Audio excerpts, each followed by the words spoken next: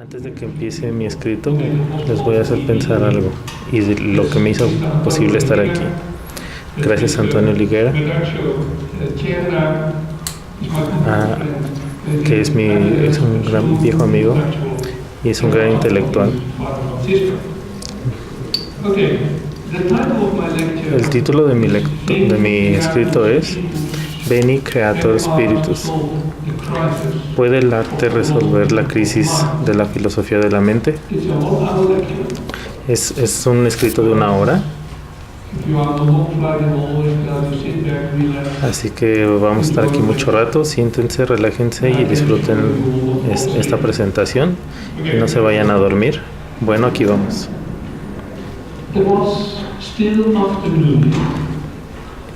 Era aún la tarde del lunes 12 de septiembre de 1910. Las primeras personas empezaban a llegar al parque de exhibición en Múnich, en donde esperaban un evento espectacular. ¿Qué era exactamente? No tenían idea. Sin embargo, lo que ellos sabían es que ese recinto de festivales de música, con espacio para más de 3,000 personas, por primera vez desde que había abierto en marzo, estaba completamente vendido.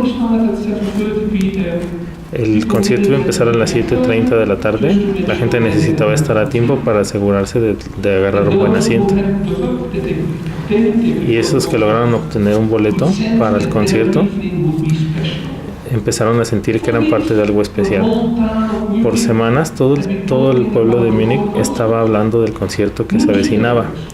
Los periódicos, incluso los periódicos internacionales, habían publicado artículos acerca del concierto, de la premier mundial de la nueva sinfonía. Y los empresarios que habían organizado esto tuvieron la idea genial de ir por todo Múnich regalando anuncios con letras rojas en mayúsculas que decía la Sinfonía de los 1000, el 12 de septiembre a las 7:30 en la sala de conciertos. El organizador Emil Gutmann confirmó a los medios que esta sería una sinfonía con un total de 850 mujeres en el coro, hombres y niños, y con una orquesta de 170 músicos. Por primera vez en la historia de la música, una sinfonía con 1,000 personas. Y era la premier mundial aquí en Múnich, la capital del arte. Era obvio que iba a ser una experiencia espectacular, de esas que suceden una vez en la vida. Así que todos querían decirle a sus amigos, familia, niños, sí, yo estuve ahí, yo estuve en la premier mundial. Pero toda esa persona llegó en muchos carros al atardecer de ese día, vistiendo sus mejores galas, y no tenían ni idea de que iba a ser este concierto. Lo mismo pasaba para las personas más importantes, los invitados especiales, los empresarios, la realeza, músicos famosos de todo el mundo.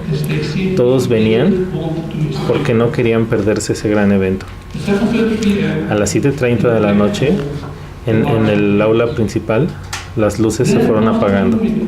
Después de unos minutos, ellos pudieron ver que detrás del escenario, un hombre pequeño de masa compacta empezaba a recrear un espectáculo. Parecía que conducía una sinfonía que estaba compuesta solo por él mismo. Gustav Mahler fue ovacionado y tomó su bastón. Y luego empezó a cantar el coro de 850 personas justo a sus pies. Lo que pasó a continuación fue seguido por un coro de un órgano y después por 850 personas que lloraban Veni, Veni Creator Spiritus, Veni, Veni Creator Spiritus, que significa ven, Espíritu Creador, ven. Y así estuvo por casi 1 hora con esa gran bella vieja y himno Pentecostés del siglo IX, escrito por el monje Benedicto. Y así fue como llamó al Espíritu Santo, al confortante, quien de acuerdo al profeta Jesaja le dio 7 regalos: el espíritu, la sabiduría, el consuelo, la fuerza, el enfoque y el miedo de Dios. Después de eso vino un interludio y después terminó con Goethe Faust.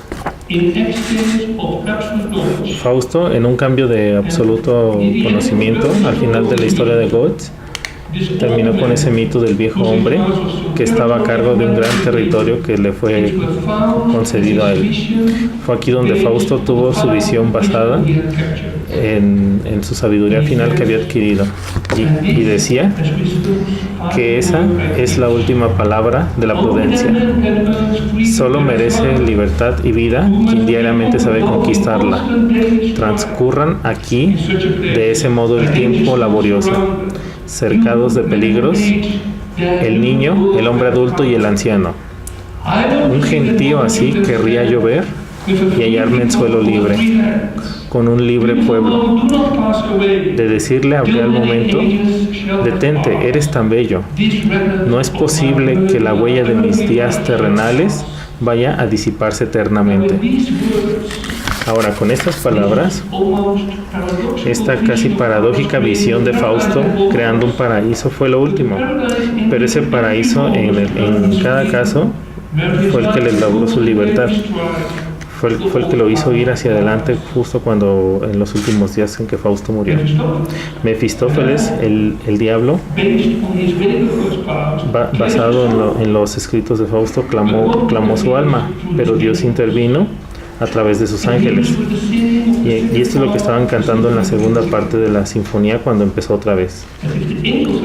Mientras los ángeles estaban cantando una suave, bella melodía, como Fausto, debido a la gracia de Dios y al perdón que tenía de Gretchen, la chica que una vez amó, Fausto siempre sería perdonado, pero elevado por los ángeles mientras cantaban. Siempre aquel que con trabajo se esfuerza y se afana en la vida, salvación brindar podemos.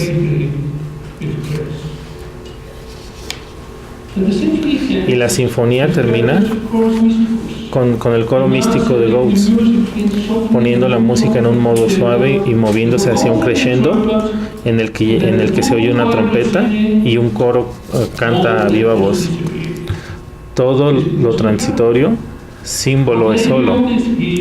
Es aquí un hecho, lo inalcanzable aquí se cumple. El coro final para toda la orquesta, arriba de todos los sonidos, todas las trompetas, los trombones y los tambores, abrían las puertas del cielo para nosotros, y se acababa.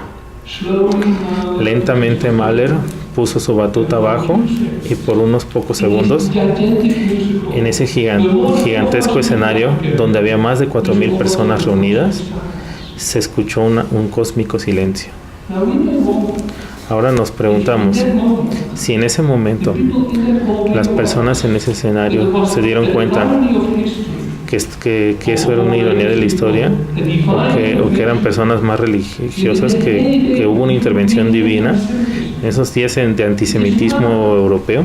Es Mahler, el judío compositor y conductor que hizo su 8ª sinfonía. Más que nada para el gusto de la gente cristiana y como promesa de Dios para el Evangelio de San Juan, el que le preguntó al Padre de mandar a los espíritus creadores, estos espíritus de verdad que siempre nos enseñan todo y que nos recuerdan todo lo que Jesús ha dicho. Mahler quizá nunca pudo escribir todo eso en conjunto, toda esa música para el credo. El credo quizá pudo ser una mentira. Por razones políticas, ser capaz de conducir una ópera en Viena, él fue forzado a convertirse al catolicismo, pero nunca se rindió en su identidad judía.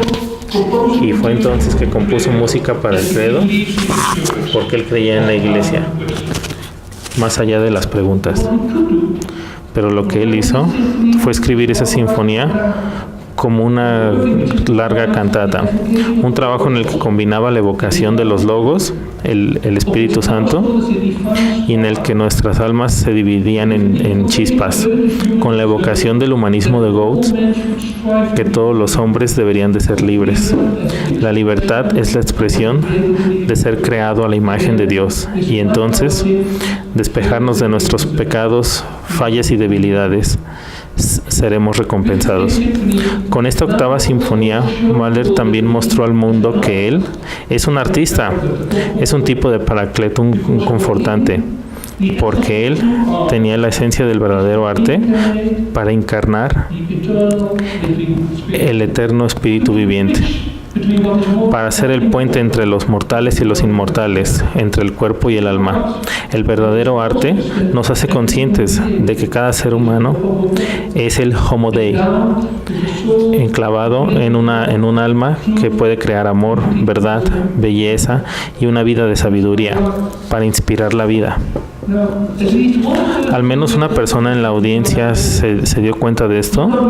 No todos los que hicieron la presentación en la premier de la octava sinfonía tuvieron una gran impresión de eso, pero también les dio eso como escritor. El resto de su vida fue guiando a la moral y la responsabilidad intelectual de que un artista tiene. Esta persona de 36 años, llamado Thomas Mann, unos días después de que escribió ese concierto, reconoció lo más profundo e incluso el espíritu creativo de nuestro tiempo encarnado. Lo que sabemos ahora es que unos segundos después de completo silencio y una explosión de euforia siguió. Todos, literal todos, coros y orquesta incluidos, aplaudieron al genio que había creado y conducido esta pieza maestra. La gente estaba llorando, riendo, los niños querían tocarlo. Y fueron así por alrededor de una hora.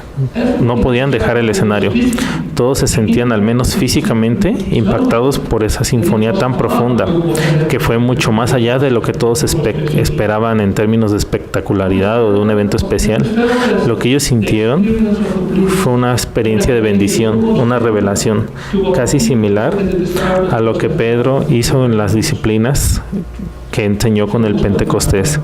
Para Gustav Mahler, después de todos estos malentendidos, de negar los sabotajes de los que había confrontado por muchos años, este fue su más grandiosa y último triunfo en la vida.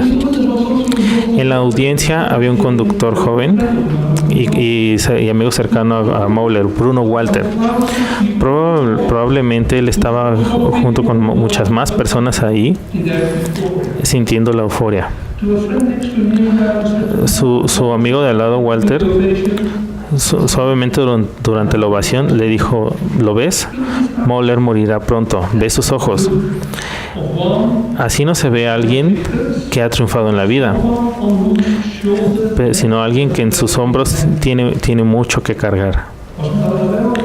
¿Estaba Mahler consciente de esto? Probablemente no, pero Walter tenía razón. Solo 6 meses después, el 18 de mayo de 1911, Gustav Mahler murió a los 50 años de edad, debido a una infección en su corazón. El mismo día que Mahler murió, Irma Seidler, una mujer joven de Hungría de 28 años, murió también. Ella también era una artista, no tan famosa, pero cuando Mahler estaba en las noticias de todo el mundo, Irma murió. Y ni siquiera se mereció un pequeño artículo en el periódico local.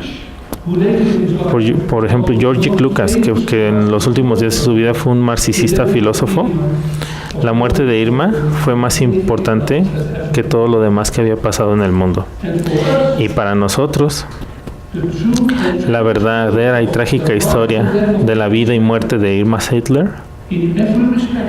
en cada aspecto opuesto a lo que Mahler expresó en su octava sinfonía, es importante porque es tan instructivo para poder entender la crisis actual de la filosofía de la mente, lo que esta significa y cómo esta crisis va al corazón y es la crisis de nuestra civilización. Así que aquí está la historia. Irma Sedler y Georgi Lucas eran mejores amigos. No eran amantes, no eran esposos y marido y mujer. Claro, amaría ser su esposa porque Lucas era bastante intelectual, pero jamás se lo dijo. Ella no dejaba que su corazón hablara, y era porque ella sentía que no quería casarse con él. Lucas tenía miedo de casarse. Lucas estaba políticamente inclinado al socialismo. En esos años la diferencia de clases existía. Él era rico y de buena familia. Ella era una chica pobre de aspecto simple y de clase trabajadora. Entonces él tenía miedo de meterse con ella y involucrarse mucho con ella, y entonces así tener menos tiempo para sus dos grandes pasiones, la filosofía y la literatura. En síntesis, Lucas no estaba seguro de poder amar verdaderamente a ella. Irma estaba apasionadamente enamorada de él. Al final Irma decidió casarse con otro hombre, pero en realidad nunca fue feliz. Al mismo tiempo, Irma terminó con él. Lucas se dio cuenta que no podía vivir sin ella y que sin ella su vida sería seca y no podría tener una existencia adecuada. En junio de 1910, Lucas escribió en su diario: Irma me hace darme cuenta que lo más importante en la vida es mi mundo de intelecto y lo que puedo lograr, pero lo que el diario retaba a descubrir en su diario era que no lo podía admitir con Irma, así que él seguía en silencio y no le decía nada. Lo que él hacía era enfocarse en estudiar en ensayos o en su libro Alma y Forma. Y pronto esa relación entre el hombre y la mujer, que era una de las preguntas del libro, ¿por qué el ser humano qué significa el ser humano para otros? Pero entonces, ¿me puedo dedicar a ese libro? Irma le contestó: no tengo interés en ser objeto de tu filosofía y de tus reflexiones filosóficas que asocias con eso. Por favor, no me hagas esto a mí. Cuando el libro fue publicado, Lucas estaba en Florencia con su amigo Béla Balázs, y después hizo una crítica al libretista de la ópera Bartók Dux Blue-Bar Castle, una ópera acerca de los terribles secretos que detrás de puertas cerradas tenía el duque que vivía ahí. Balázs regresó a Budapest y Lucas le dio una copia a Irma de su libro, ahora con una dedicación escrita. Balázs informó a Irma y le dijo que se iría para la tarde del 17 de mayo. En contraste, al puritánico Lucas estaba Salak, un tipo de Don Juan que le gusta conquistar a cualquier mujer, sea cual sea el precio. Irma es un gran reto para él, y sabía el amor que le tenía su amigo. Esa tarde, cuando Irma vino por el libro, él no se fue a su casa hasta que ella no se lo diera a él mismo y satisfaciera sus deseos sexuales. El siguiente día, el 18 de mayo, Irma cometió suicidio. Una semana después, el 24 de mayo, Lucas escribió en su diario: la pude haber salvado, pero no lo hice. Si hubiera hecho lo que tenía que hacer, entonces aún merecería vivir. Ahora la he perdido. Al final de ese día, en diciembre de 1911, él publicó un ensayo con el titulado Poverty of the Spirit. Era un diálogo entre su mejor amigo y una mujer joven que había cometido suicidio, y su hermana. La hermana, ¿cómo podía ayudarla? ¿Cómo podía saber algo? Y tú, si ya sabías todas estas cosas, ¿por qué no te lo imaginaste? No, ¿por qué no te lo reprochas? No voy a repetir estos sinsentidos más. El amigo sentía culpa por su muerte, en los ojos de Dios definitivamente.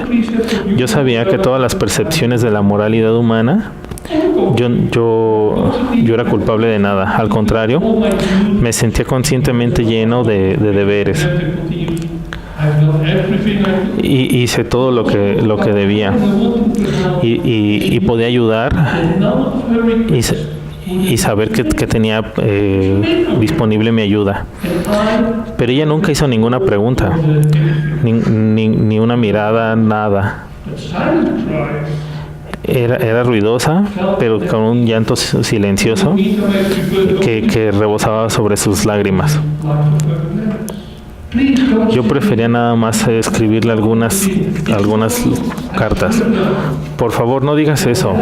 No se lo digas a nadie. No es verdad. Yo lo debería de saber. Por la gracia de Dios, su silencio resonaba en todos los países.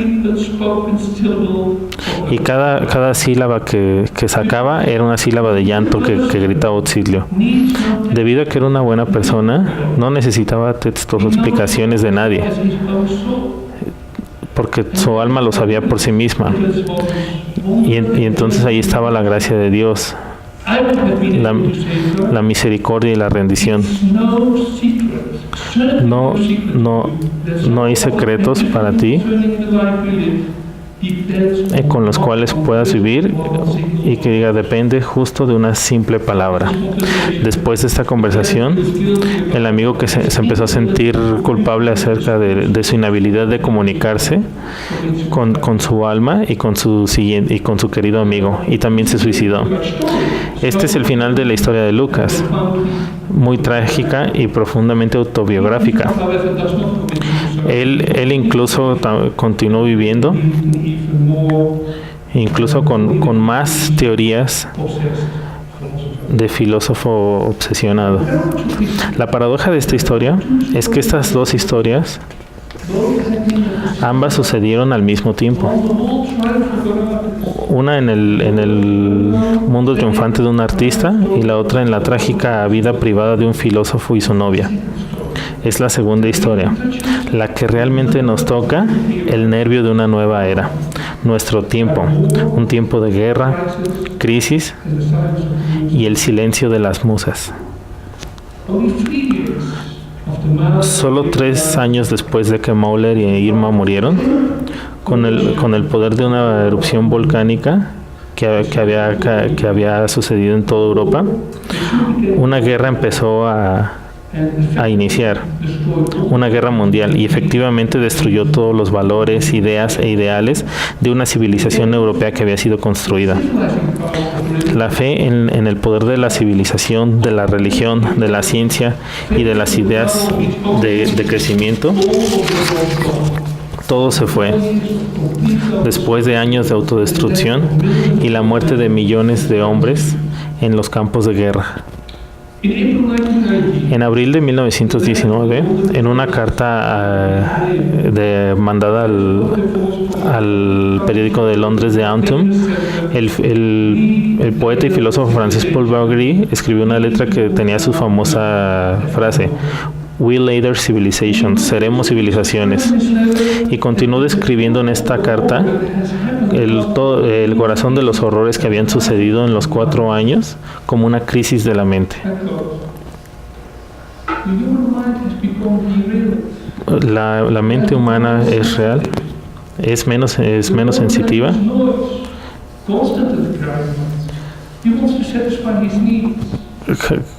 ¿Va a satisfacer sus necesidades? ¿Algún día nos vamos a llegar a sentir así de vacíos? Si esto llega a suceder, ¿Estaremos obsesionados con la velocidad y la cantidad? ¿Algún día será suficiente? Un carro o un avión nunca serán así de rápidos.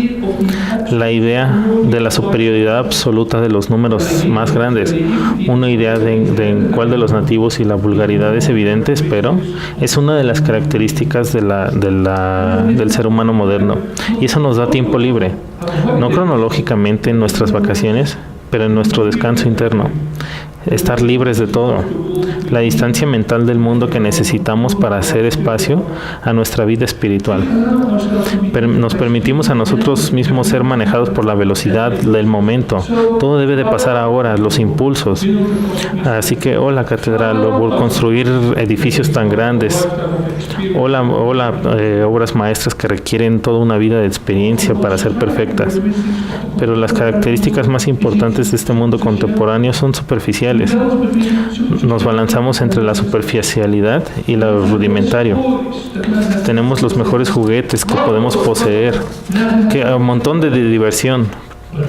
Jamás había tenido tantos juguetes, pero muchas preocupaciones. Jamás había tenido tanto miedo. Y después no pensamos, y nadie piensa por nosotros. Y que somos unos especialistas, y que debido a la demanda del progreso tecnológico, la sociedad ha crecido necesitada de profesionales, los intelectuales reemplazables. Pero no hay ya ningún uso para un Shakespeare, un Bach, un Descartes, poetas y pensadores, intelectuales irreemplazables. Así es como hace un siglo Valery organizó y recopiló estas consecuencias de la sociedad de la crisis de nuestra mente.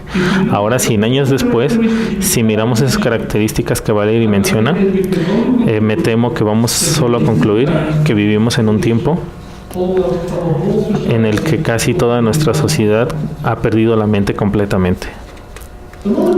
Otra manifestación de la crisis de civilización ha irrumpido en la Primera Guerra Mundial, en el silencio de las musas, la experiencia de los artistas que no logran encontrar ese lenguaje para expresar lo que significa, porque todas las lenguas han sido corrompidas, una mentira, vaciadas, con eslogans o en la música o en las artes visuales, muy kitsch. La pupila de Mahler, el compositor Arnold Schoenberg, que le dio la expresión más poderosa a ese fenómeno desolador, al final de su segunda ópera Moses and Aaron, en la que Moses tenía que llorar todo, en la que se suponía que tenía que ser un orador, un ídolo, una mentira.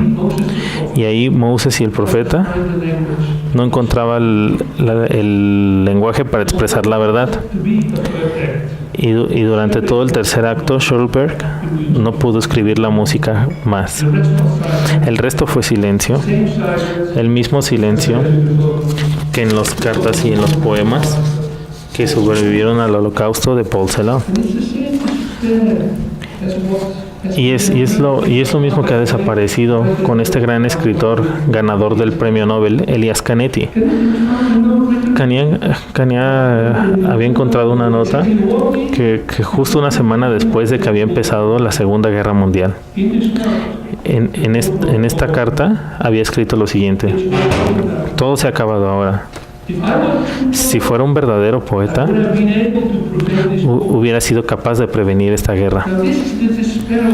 Esta es la desesperación de los artistas que están conscientes de que no habrá más un lenguaje que permita la expresión a una verdad metafísica y al sentimiento. Y nunca será así de bueno, exactamente como Lucas lo dijo, como una palabra, un mundo significativo que logre llegar al alma. Y no hay coincidencia que en las primeras décadas del siglo XX, Pablo Picasso empezó a pintar su Family of Saltimbanques y muchos arlequins, muchos payasos, acróbatas y para Picasso ese era un tipo de autoexpresión de lo que había disponible en el siglo XX.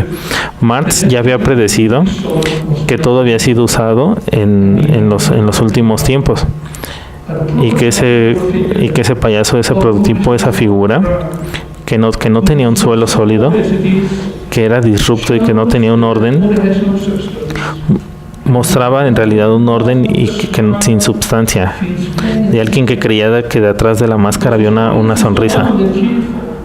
Porque la velocidad, la tristeza es algo que la audiencia ve, pero también las risas y el agradecimiento. Porque no pueden entender el verdadero sentimiento de la verdad. Entonces, ¿qué pasó? ¿Por qué la destrucción de nuestra civilización, con su moral y espiritual, es valiosa? ¿Por qué la crisis de la cultura, la crisis de la mente, hasta el día de hoy, dando el no uso de la mente en nuestra sociedad? ¿Y por qué estamos atorados en una academia de filosofía previa al oeste? Si Wittgenstein ya criticó la pregunta, ¿cuál es la utilidad de usar filosofía si lo único que hace es deshabilitar que las personas hablen y tengan un pensamiento lógico y tengan acerca de preguntas abstractas en la vida del día de hoy? ¿Y por qué ese discurso de otros filósofos como Lucas defiende la crisis tan profunda de Irma Sidler? La respuesta corta a todo esto es: con el dominio progresivo de un instrumento de racionalismo con la ciencia, el poder de la tecnología es antimetafísico y empírico. Simultáneamente, perdemos progresivamente el significado de dos ideas bíblicas acerca de la naturaleza del hombre. Primero, que estamos creados a la semejanza de Dios. Segundo, en el inicio del mundo, el Logos, y Dios creó al mundo. Y escrito, como está escrito en el Génesis, y Dios dijo, Dios habló, y con su palabra creó la luz, el cielo, la tierra, el sol, las estrellas, animales y hombre. Ahora, esta idea no es bíblica porque solo es un fundamento de la filosofía griega de Sócrates. Y se ha comentado en la idea fundamental de la cultura europea. En términos filosóficos, hay un logos, un espíritu cósmico, una razón cósmica, una mente divina. El término insertado en el primer siglo por el filósofo judío Filo de Alejandría. Esta mente divina es idéntica con el espíritu creador, que son obras humanos, como los animales, tienen, pero ahora solo somos especies con mente y de naturaleza espiritual. Debido a esto, la mente que estamos dispuestos en la material, espiritual, con ideas inmateriales, con la verdad, amor, dignidad, justicia, belleza, Dios. Y debido a esto, el logos que hay en nosotros, en nuestras almas, sabemos que este espiritual es valioso y de ideas. Y debido a este regalo de la lengua, porque somos las únicas criaturas que tienen el poder de las palabras, podemos dar expresiones para eternas ideas en el logo. Incluso más que eso, empoderados por el logos, procesamos la lengua, la cual tiene el poder de dar vida. Por ejemplo, perdonar o expresar amor, amistad y entusiasmo. La lengua tiene el poder de cambiar el mundo, presentando el futuro, y la casa, y la visión, y de crear un nuevo mundo. Y la lengua siendo el puente entre el mundo de los vivos y los muertos, pues los muertos nos siguen hablando. Todo esto es dado a nosotros porque somos creadores a la imagen de Dios. Esa es la tesis acerca de la que es la esencia del ser humano. De los prescritos griegos, Sócrates y los filosóficos, el secreto no suele ser diferente, sino es tener una idea filosófica. Y la cultivación del ser humano es cultivar el alma. Y en estas 4 palabras, el hombre captura y presenta la idea de una civilización moderna en el oeste. Fue fue, porque en 100 años después de Paul Valéry escribió: somos la última civilización y somos mortales.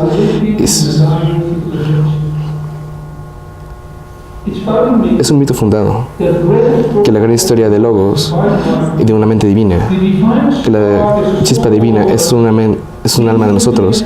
El ser humano es hoy en día el Homo Dei y es casi desconocida.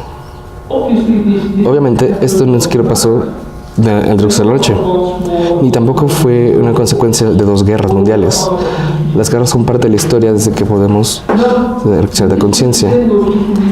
Ahora el desentendimiento es parte del ser humano y de su historia, y es parte de nuestra naturaleza. Pero también es parte del conocimiento, poder y certeza.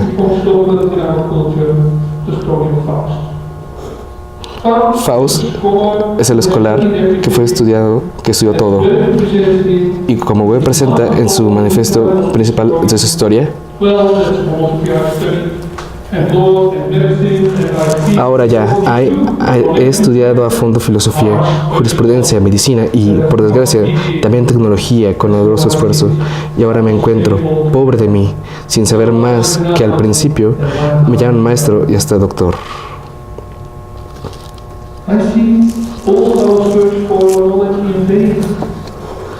Lo cual me ha achicharrado la sangre. Claro que hoy más discreto que todos esos necios doctores, maestros, escribanos y clérigos no me quitan el sueño escrúpulos ni dudas, y no les tengo miedo ni al infierno ni al diablo. Tampoco tengo bienes, ni dinero, ni honor, ni distinciones. Un perro no habría podido aguantar tanto esa vida. Por eso me he dedicado a la magia, a ver si por la fuerza y a la palabra del Espíritu se me puede revelar más de un misterio, a fin de no tener más necesidad de decir con amargo sudor aquello que no sé. El mito de Faust aparece en la cultura del siglo XVI como una brillante captura, cuando esta brillantemente captura los principios del conocimiento absoluto, la verdad, la certeza y el poder proveído por la ciencia y los instrumentos tecnológicos. Faust está incluso dispuesto a vender su alma al diablo para adquirir todo este conocimiento y la certeza, pero en lugar de un destino en el cual está basado en la verdad y no en las pruebas. Los antecedentes históricos de este desarrollo científico yacen previamente en la oscuridad. Sin embargo, se van progresando hasta incrementar, mientras la religión se vuelve en una cueva de oscuridad, donde las personas creen supersticiones, ignorancia, tienen prejuicios y miedo. Y todo eso, la Iglesia, por su propio interés, todo lo que está dispuesto para hacernos creyentes, aunque sea padecer hambre, y llamado ya como dogma, doctrinas o la demanda de obediencia, de una obediencia ciega. Obviamente esto es una inteligencia con la cual se puede entender la iluminación. Y Nietzsche es contundente con su conclusión: Dios está muerto, fue asesinado. Y en la escena del crimen está la Iglesia. Ahí es donde Dios ha muerto. Nietzsche también es consciente de la inevitable consecuencia de la muerte de Dios. Con la muerte de Dios no habrá más ningún gran arte, algo que pueda dar expresión a la idea básica de la civilización. Este logos orientado al hombre es la idea ahora falsa. Como él escribió en Todos humanos, también humanos, si el creyente es tan verdadero, al final podría ser. Estas palabras no solo nos indican un significado cósmico, sino también metafísico en el trabajo del arte. Y la metafísica no existe, ya no más. Con la muerte de Dios, nuestra moral trascendente es valiosa y estará fascinada que en el verano de 1885 él escribió: ¿qué tan mortal podemos ser? Y toda la verdad es que San Paul está de acuerdo con la moralidad no es igual a lo que queremos. En resumen, no podemos reducir las éticas a lo que es útil para nosotros. Y la consecuencia suprema de la muerte de Dios es que el oeste ha entrado en la era del nihilismo, una era sin moral universal, con espíritus. Todos los muertos están dispuestos para el poder, idolatría, entretenimiento y batallas. Las palabras son el significado de lo que Lucas dice, que nos volvemos débiles y que tenemos y que con alma podemos hablar. Ahora lo que llamamos como hablar lo ponemos en Twitter. Nietzsche, un verdadero profeta de nuestros tiempos, supo que con el miedo de la soledad, de la muerte de Dios, básicamente cualquiera podría hacer cualquier cosa para reemplazar a Dios. La mente divina, el creador de los espíritus, con autoridad política, con dinero, satisfacciones o entretenimiento y cultura comercial. Nietzsche también sabía muy bien que ninguno de estos podría proveer ningún valor espíritu o sostener la civilización cultivada en la dignidad, en la preciosidad de toda la vida del planeta Tierra. Nihilismo, nada más que nihilismo, será el destino del oeste después del final de la civilización europea. Y estaba tan en lo correcto. Nietzsche murió en el inicio del siglo XX, en agosto de 1900, un siglo después de las guerras genocidios, después la locura, en el desuso de la mente y matar el unos a los otros. Cuando el fascismo estaba en apogeo en Europa, un viejo filósofo judío, Edmund Husserl, dio una breve lectura en Viena en 1935. Su tema, la crisis de la filosofía de la mente, lo cual es correctamente la crisis en Europa, de la Europa particular. Europa dice: estás enfermo, ¿por qué no hay medicina? ¿Por qué somos humanos? ¿Por qué las filosofías no proveen la medicina a nuestra cultura que está muriendo el día de hoy? ¡Qué vergüenza, Europa!, dijo Husserl. ¡Qué vergüenza, Europa! Porque es la cuna de la filosofía. La filosofía, la ciencia del universo, de todo el mundo y del inicio de la humanidad.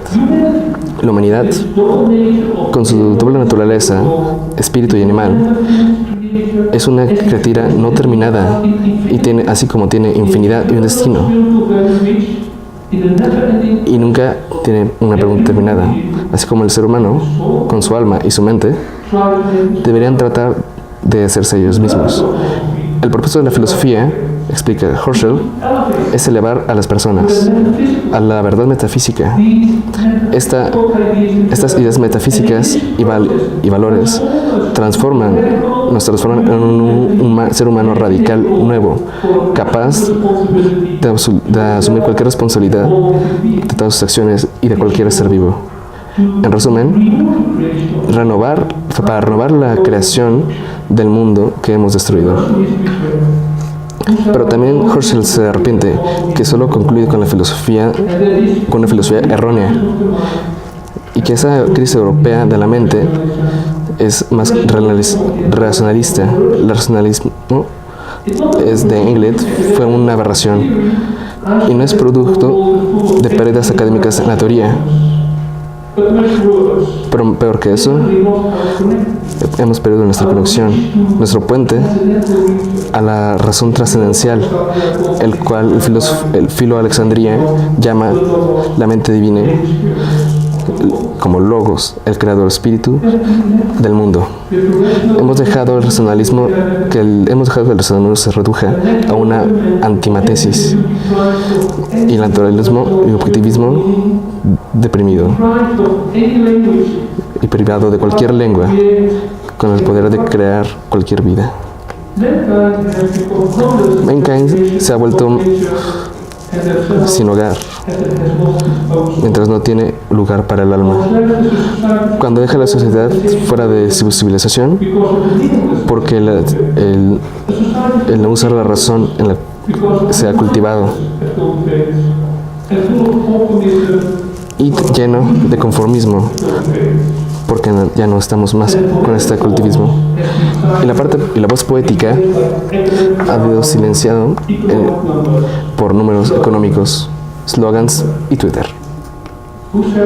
Husserl, este hombre valiente, fue una voz solitaria, aislada de tradiciones más allá del fautismo. Cuando él murió en 1938, solo un miembro de la Facultad Filosófica de Freiburg en Alemania fue a su funeral. Así que ahora sabemos dónde están y dónde está su voz. Pero nosotros, nuestros amigos, estamos demasiado tardes. No tenemos la verdad. Y esa parte y está más allá de nosotros mismos. ¿Estamos realmente solos? ¿Tenemos alguna otra opción que aceptar, de conformarnos al hecho de este mundo loco? No, dijo Mahler, no. Y compuso la Sinfonía de los Miles para recordarnos que nunca estamos solos, que el Creator Spiritus, que siempre puede vivir en nosotros, y en cualquiera como Gustav Mahler, y en cual verdadero artista puede interconectarnos al Paraclet, ofreciéndonos el lenguaje para crear más mundos. Y no, dijo Thomas Mann, después de que asistió a la primera mundial de la sinfonía. Después escribió la novela The Magic Mountain para recordar que el Homo Dei realmente no existe. Y no, dijo Boris Pasternak, este gran y gran poeta rusa, dijo que no tenía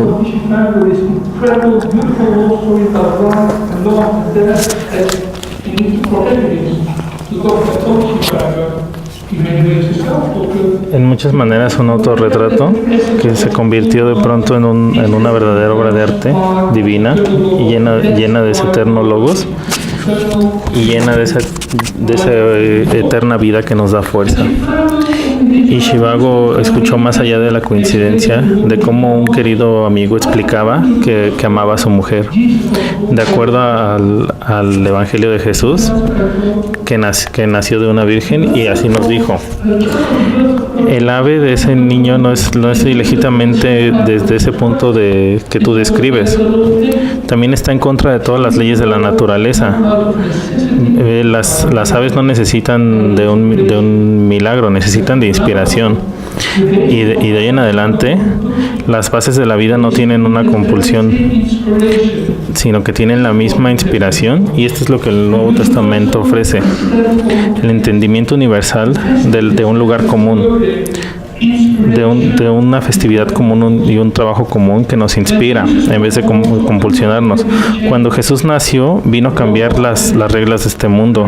Roma estaba en su final, las regiones estaban en su final, y debido a esta nueva imposición que hizo vivir a mucha gente inanimada, más allá de las naciones, que abolió líderes y que muchas naciones se quedaron en el pasado, fueron reemplazadas con estas ideas y personalidades de libertad. Con este novela, el poeta Pasternak nos hizo recordar la esencia de la cristianidad. no son doctrinas, no es la obediencia a la iglesia, no son los padres, los predicadores que tienen una magia, sino que todo es como una parodia de la demanda crucial del Evangelio, el cual nos hace elegir una vida devota, de vida en la iglesia de Dios, y que realmente transforma nuestro mundo, nos eleva nuestra humanidad a un nivel espiritual y nos da vida para entender lo que es la muerte. La esencia de la cristianidad no es tener un hombre milagroso al cual tengamos que obedecerle, sino que es un sobreviviente que tiene un futuro para esta civilización cristiana. Si esta comunidad comienza otra vez a vivir con esa fe, con esa viva expresión de nuestro Padre Jesús y del Redentor que participó con estos espíritus creadores, y esta comunidad será parte de otro hombre valiente, y no por coincidencia. Los estudios de Husserl, el filósofo Jan Patočka lo llamó the solidarity of the shaken. Es esta solidaridad que tuvo el coraje de decir no a los locos, a los afligidos, a los que no tenían una mente abierta para esta sociedad hipócrita. La solidaridad de Shaken que le dio el coraje de estar al frente de la batalla y pelear contra las mentiras, contra los eslogans y contra los parásitos que conforman este mundo de poder que solo se interesa por sí mismo. La solidaridad de Shaken que no tenía miedo de salir afuera.